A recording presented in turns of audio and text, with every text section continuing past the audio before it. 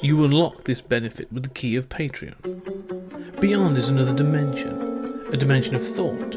A dimension of speculation. A dimension of mind. You're moving into a land of both waffle and substance. Of things and ideas. You've just crossed into the podcast zone. Ladies and gentlemen, welcome back to Trekking Through the Twilight Zone. We're going episode by episode to the entire of this classic series. Me and Julian looking at each of them individually, and we have reached the silence. The silence will fall. Doctor Who reference there. This episode, a mouthy, obnoxious sort of broker has an opportunity and just keeps talking about these things to try and gain money from his peers. But in the background, a colonel, Colonel Archie Taylor, is sick of hearing this uncouth nouveau riche stockbroker sort of mouthing off constantly, and so puts a bet on him that this young gentleman could not stay silent for a year. He accepts the bet and spends the year. We'll talk about this bit. He accepts the bet of staying silent and stays in a glass, a chamber below this men's club for a year, and succeeds. Doesn't say a word for a year. And on the anniversary of that year, he is to be given $500,000. And when the bet is over, the exchange is to happen, but it does not go well because this is the Twilight Zone. So, Julian, what are your initial thoughts on The Silence? I kind of love this episode. You know, this is to me. We just talked about the Rip Van Winkle caper. This is another classic episode for me. Sort of two back to back. This sticks with me. It's not that it doesn't have things you can't poke at, but I love it's got a very sense of sort of like Chris Nolan's Prestige or, Black Swan, the sort of like these guys going at each other and what will you do to get each other. It's got two twists at the end, which, is quite nice. And it's got these kind of class elements that come in that I quite like. What about you? Yeah, no, I like this episode. And it was, again, I think there's a dark twist. There's a darker tone to this. And I like that. I like that the reveals at the end of this episode, at least one of the reveals, actually explains some of the sort of the dialogue and sort of the attitudes of one of the characters earlier in the episode. So I like this. I mean, yeah, there are things you can poke at and stuff, but there's a couple of things I want to sort of raise more as a sort of how harsh I think this bet is. But yeah, I actually think no, I like this one. I like the fact that sort of this idea, taking the bet, this manly thing of sort of like, not backing down, this stubbornness, this pride that sort of they take on, and the lengths that they go to sort of each of them to win is quite sort of fascinating, really. And it destroys both of them. Yes. Yeah, there's no winner at all at the end of this, which is it's quite downbeat. I mean, this is a downbeat episode at the end of this. But there's certain characters in this that sort of really interest me. I mean, just to frame this, so when he sets the bet, this Colonel Archie Taylor sort of sets this bet with this Jamie Tennyson. And he says, "So you can't stay silent for you can't say a word for 12 months." Because he's a loudmouth and he's always loud. And he is annoying. I mean, he is sort of that guy you're like, oh my God, shut up. Yeah, but he's also, like I say, I like the fact he's trying to peddle basically a scheme to get money out of his mates. Like what he's talking about to these guys is, I've been given this opportunity. If I could just raise $250,000, like I could double, triple, quadruple that within several months. Like he's clearly like bigging this thing up. Like that's the whole point. Like he is just he's looking to sort of swindle these guys out of a bit of cash. And so I like the fact that he is that person. He's a bit of a chancer, like, he is obviously a stockbroker and stuff. And so but when this bet comes up, I like the fact that no one takes it serious. But it's almost like the bravado of the bet itself. It's all in a men's club. They've got everybody round. Like it's almost like they can't say no. He can't back down from this bet. There's no other way. So it almost comes to like the manliness of this thing, doesn't it? This idea of sort of like what it is to be considered a man within this group of people. It's quite, especially between the old rich and the nouveau riche, as he sort of, if you sort of said, this class thing. It's really interesting, that sort of class dynamic. Yeah, I like that. And of course, it's ultimately the old money is exposed as a hypocrite. Yes, he doesn't have money. I like that. I like that he's called old money. No, he's not. And I like the fact that this goes back to this thing of like, because I like, you look at and this was, this is in the 60s, but I don't know if it's supposed to be of an earlier, if it's meant to be an earlier period. I'm not entirely sure. No, it is. It takes place because when they say it's for a year, he says like it'll be opened on 62, June 62 or something. Yeah. Well, the thing that's interesting is it happened sort of post World War One, but it happened more so post World War Two. Was the English aristocracy were very much shown to be all mouth and no trousers sort of thing. There was very much this thing of like, yeah, they are a landed gentry, they own land and they own property and they but they have no cash. Like they were very cash poor. They're house rich. Yeah, exactly. Yeah, land rich, cash poor. And so it taps into this idea of old money actually being a bit washed out by this point. And I like that idea. And in America, we go through these cycles of, everyone thinks, my God, the Kennedys or whatever. And now it's like, right, you're not inheriting that much as the Kennedy anymore. And just as it was, with the robber barons. I mean, you get a few, yes, the Gettys, who knows how much they're inheriting, but it dissipates. No, it's the Cardassians. Oh, God. I've got to shoot myself. But yeah, no, I like this idea. But one of the things I was curious about is this bet. Mm-hmm. Is because it's at the men's club. He's literally at the base of the men's club. But it's not just about silence. It's about isolation. Yes. And that really that set me going a little bit. That was real sort of like, it's not just being quiet. This is being isolated from people for 12 months. Like that's a real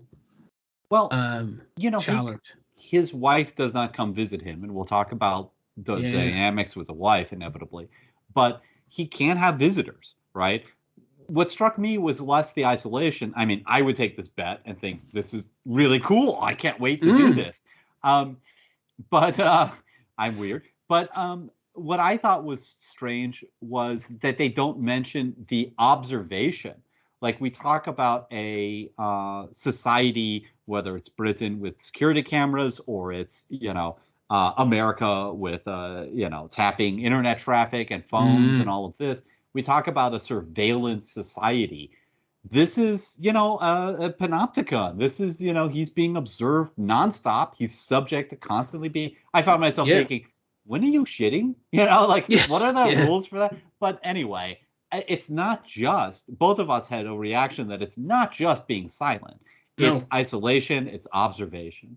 Yeah, this is almost like one of those like David Blaine kind of sort of like endurance tests. Like this is an endurance test, and it was, it shows it to be at least initially like he can. It's like he doddle sort of like he gets through this, and they show that sort of the time passing. But it's interesting that it's sort of the only time it sort of starts to show any sort of wear or tear on his, or any duress on his sort of like mental state is later on when the colonel starts to make comments about his wife and stuff. But I'd be more interested I was hoping there'd be more of a sort of like, them sort of saying like at 6 months being like, he isn't. He's not acting the same as he was. Like this is clearly sort of having us. We should really bring this to an end. And there is a character, and this is one of our other little cameos, Dr. Smith from Lost in Space. Jonathan Harris plays it George Alfred, who's sort of like a butler type, a butler type of thing, to the colonel. And he keeps saying like, look, you really should be bringing this to a close. Like he knows the secret, and that's the thing as well. And so it's interesting that like he's not in a position of power to bring it to a close, and never lets him out, never sort of goes. At no point does he ever go down to see Tennyson in this box and sort of say, look, just so you know, and to reveal, we'll get to the reveal, like, spoilers. At no point does he go down to, just so you know, you're never going to win this because there is no money to be had. He never lets slip. His loyalty never slips from the Colonel, but he shows that concern, which is, so again, this class thing, this loyalty thing is, class sort of is interesting, these dynamics of people. I kind of enjoy all these little sort of these setups and these sort of relationships that exist. Yeah, I mean, I was going to joke earlier that sort of if you want rich people going at each other viciously, this is better than every episode of Succession, for God's sake. Yeah. But that stuff is good fun. And, the sort of, you pointed out the class loyalty of Alfred the butler, which is quite true. And I had not thought about that Alfred doesn't go down and tell Tennyson, he fully knows this is a con. Well, he calls it a prank. He calls it a practical joke. He says to the coach, at what point are you going to bring this thing to an end?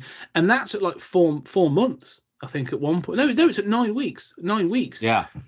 So they're only just getting into it, like less than 3 months. He says he's been at 9 weeks. He says, he couldn't survive more than another 4. Like, he'll be done by another 4. And so, it's a very minor quibble, but when we're talking about sort of the rules of this, right? Like, presumably Alfred says, like, it's no gambling is legal, right? In the state. So presumably this is not legally enforceable. So that's part of the problem. I do like, though, that the script has Tennyson demand a cashier's check, because that was something that I didn't remember, that there's a check on deposit, which obviously, for reasons, it'll be already revealed, right, that Archie refuses to do. And he says, my credit is good, my honor is good in this club. You'll just have to accept it. But I love that he leans into that again, that old money, that sort of like, well, I'm a man of means. I'm old money. Of course I am to be trusted. I have a peerage. Yes. Yeah. Right. And so I like that they, you're right. And that's very good. And I like that they consider these rules and, and ask those questions. I think we both wish they were a little more clear about, the observation and the isolation being part of this, that really this is not a test of just what you said it is. The other thing is that I found myself wondering, like, shouldn't you set rules about talking in your sleep, about what constitutes a word? Like, if I go, what exactly constitutes speaking? Yeah, because it sounds like it's any sound whatsoever. It's not just talking. It's because it's called the silence. Like, you cannot make any sound. All right. Well, what if he stubs his toe? Like, right. Or I think that's impossible. But I mean, there should be some sort of better. I'm all about the sort of like weird logical implications of shit, right? So I found myself sort of trying to tease out what exactly should this contract be. Yeah, and a contract's a good point. Like, they don't seem to. One is not. We don't see that one is signed or anything like that. There's just this agreement to be had. And I like the fact that in this men's club as well, they sort of turned the basement into this glass chamber as well. So, this club's really sort of like, of course we're going to support anything our members seem to want to do. Who's paid for this? Well, it's sort of like the beginning of Sandman, right? I love sort of like creepy basement kind of, it's like, we've got that game room. Set that shit up in there. I do wish that it wasn't all done so quickly, right? Like, meet us tomorrow night, we could start, right? I feel like upon rewatching, I don't know how many times, like this time I found myself thinking, oh yeah, this was going to be like a week, right? And it's like, no, it's tomorrow night. You got to say goodbye to your wife. You got to say goodbye to, everyone and set up this entire class case. That's the one thing I was going to say, actually, because I was hoping there'd be that thing of like, okay, well, you've got so much time to wrap up your affairs. You are literally out of the game for a year. You don't just leave work and go, right, well, I'm off tonight. I'll be back in a year. Whatever. Like, you need some time to wrap all this up. So I was hoping there'd be that sort of like, well, we should start this bet from 2 weeks from now or whatever. And also we'll get to, I don't know whether it's worth, we've gone to one of the twists. Because let's talk about the other one. Where's the healing time for the operation? Oh yeah. So speaking of sort of the wrapping up your affairs, presuming he's a stockbroker, he could do that from the cage, right? That's true. But people should be we should see that. This would be much more interesting if he were seeing that and writing down, and then and I think one of those machines with the ticket machines coming out, so you can read the stocks. Or writing down like what, and maybe the guy asks him, is this a sell or a buy? And is this a red and green or paddles and sell buy buy? He's not tempted. And I do think the taunting about his wife by Archie is so malicious and fantastic before we get to this twist ending. So well, sorry, what were you saying? No, go for it. Well, it's when you realize why he was doing the taunting. Yeah. Because when you first see it, you sort of consider it to be a maliciousness. You think he's just being for want of a better phrase, just being a dick. Because he offers definitely that. Oh yeah, he is. Most definitely. But it's the fact he sort of says to him as well, sort of like, look, if you end it now, I'll give you $5,000, $6,000, I'll give you whatever you need, sort of like, And he's offering him an amount of money to say, well, if you start talking now, like you can go and you could see your wife because I've heard such rumors about the things she's doing. And then when you obviously realise that he has no money, it's the fact that he fully expected this guy to break and sort of to lose the bet so he wouldn't have to reveal his status. And so this thing of like taunting him with his wife isn't just being malicious. It's not because he doesn't, it's not so much that he doesn't want to lose the bet. It's the fact he can't lose the bet. Yeah. It's survival. It's survival. And so you see that desperation on his face when he starts sort of making these comments, because he actually begs him. He's like, oh, come on, please. You can bring this to a close now. Stop being so ridiculous. And it's not just trying to beat him. It's almost like there is a desperation to the Colonel at the end. So like, this is going the wrong way. And I think that works really well. And of course the final twist in the last moments, and I think this is brilliantly done. I love how, it's strange that Tennyson, it's strange that Archie thinks, well, I've still got 2 minutes left. It seems a little desperate. Yeah. But I do like that he offers him such low amounts, and you think, well, that's strange, right? Couldn't you settle for, $250,000 or, some 5-figure, low 6-figure sum that would still save you a lot of money? But no, we find out he says, I would have had to beg even for those amounts. But I do like when Tennyson comes out and he doesn't talk, and you think sort of like, oh, this is strange. Maybe he's just used to not talking. And Archie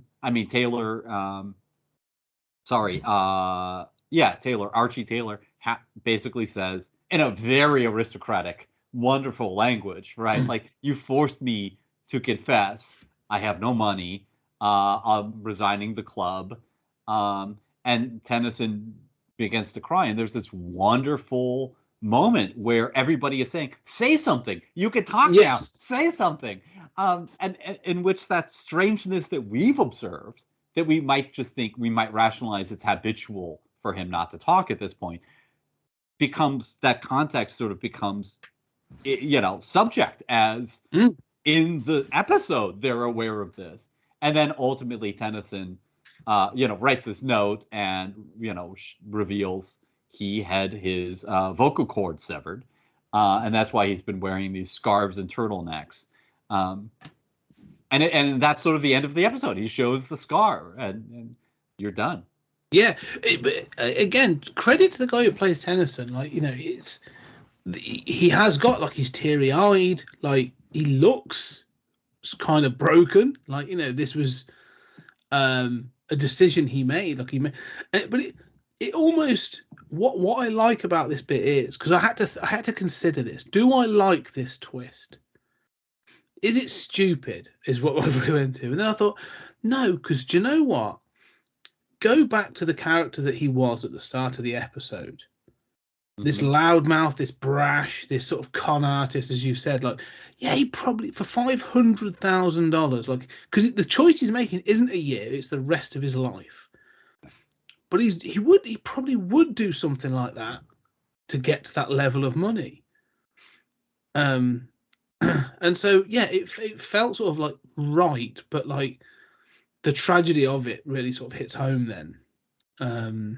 Because again, it leaves you there. You don't get any resolution for like his relationship with his wife, or like how things are going to resolve for the club or anything like that. Like, you know, this is it. Then it is quite it's a real downbeat ending.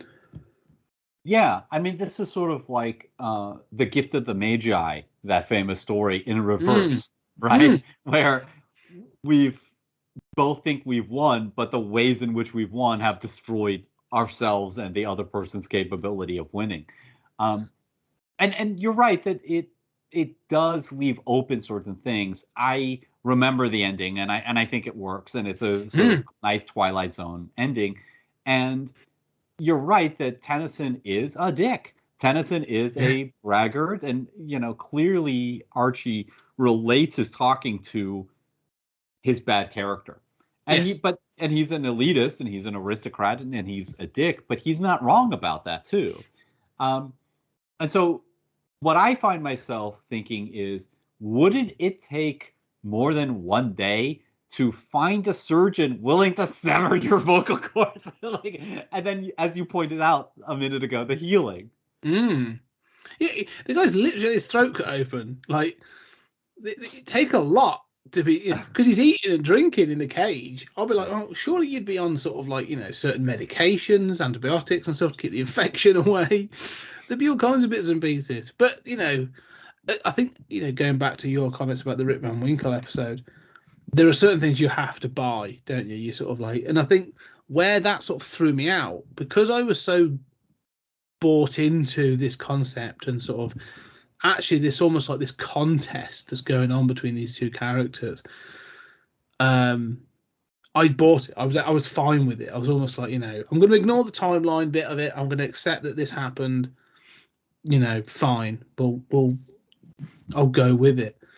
Because I like it. I do. I like it as an ending. It's sort of sad. It's tragic. It's really sort of because it goes back to this idea of sort of stubbornness. Because he even says in his note, doesn't he? Like, I knew I wouldn't be able to to pass, and so I did this ridiculous sort of thing.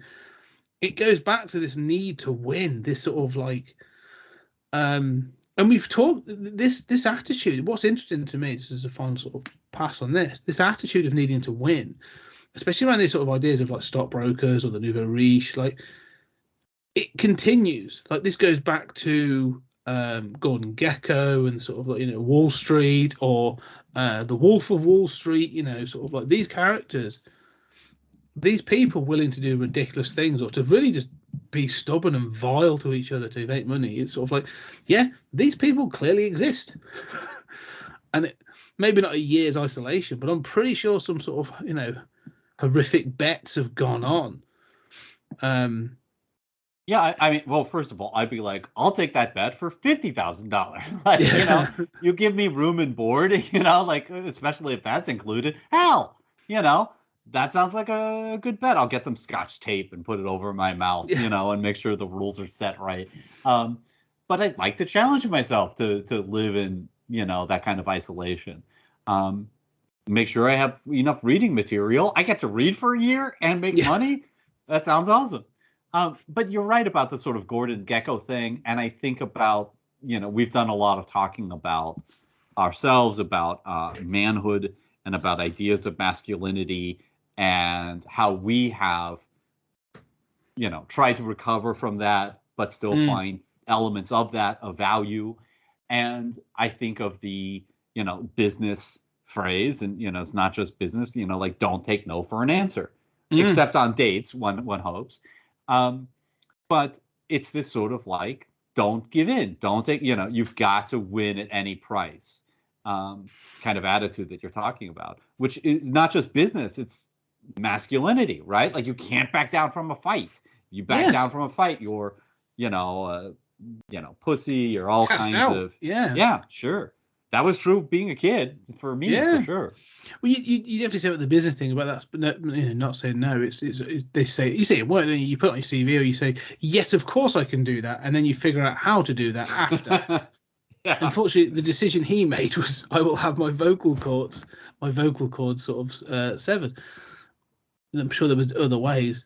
But yeah, no, I do like this episode. Like one of the interesting things I would say, that's just to say from a Twilight Zone episode, and this is one of those few that, like, yes, the ending is extreme in the choice he made, and this bet seems extreme, but it's no more ridiculous than, say, Trading Places, which again is two sort of like wealthy men making a bet about someone else's lives.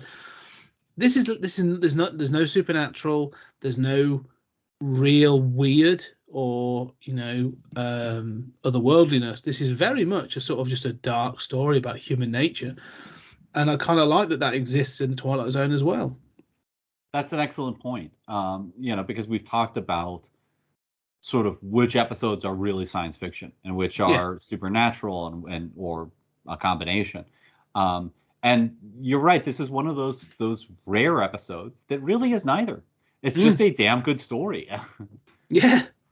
Yeah, and that's why I like that. That's why one of the reasons it stands out to me. Like, there's no, MacGuffin or no sort of like thing you have to buy into. Things you have to buy into, but like there's no sort of supernatural science fiction gubbins that they're going to throw in to try and make it work. And I like that. So yeah, I'm on board with this episode. It's a good episode. Any final thoughts then for The Silence? That gentleman's club is going to get sued into oblivion. The first thing Dennison is going to do is be like, they imprisoned me for a year, on a bet. They were happy to go along with it. I'm suing the entire gentleman's club. Yes. No, the other thing I would say is it's the same gentleman's club set that was for the last time slip episode we did with the guy who went back to the Lincoln. Oh yeah. So when they're in that room, theater thing. Yes. So that one, and he starts off in the gentleman's club. Right, and he leaves. He comes out the front door, and it's kind of like a New York sort of environment, and then he comes back. Yeah, it's the same set. So I am in my head. I'm thinking these happened in the same universe. So there's a different group off talking about sort of time travel or whatever, and then in the other room there's two people having a bet about silence. Not a men's club to actually attend. It's too weird. Although it would not surprise me, this is the kind of thing that, like the Bullington Club or something like that. I'm sure these things happen like Checkers and all these other places. So it seems kind of Lovecraftian. Like this is the gentleman's club, outside of Miskatonic. Yes. Yeah, Rod Serling works behind the bar in this place. He's like the bar, that's the kind of like he's there just cleaning glasses at the back. With a wry smile on his face, and occasionally he says, "I'm not sure you want to do that, sir," and then lets them make their mistake. Yeah. I want to see that episode. I want to see that series now. Serling the bartender serving people up. Anyway, that's it, I think, for this episode. So, ladies and gentlemen, once again, thank you very much for supporting us, enjoying these episodes as we trek through the Twilight Zone. And ladies and gentlemen, we shall see you on the next episode.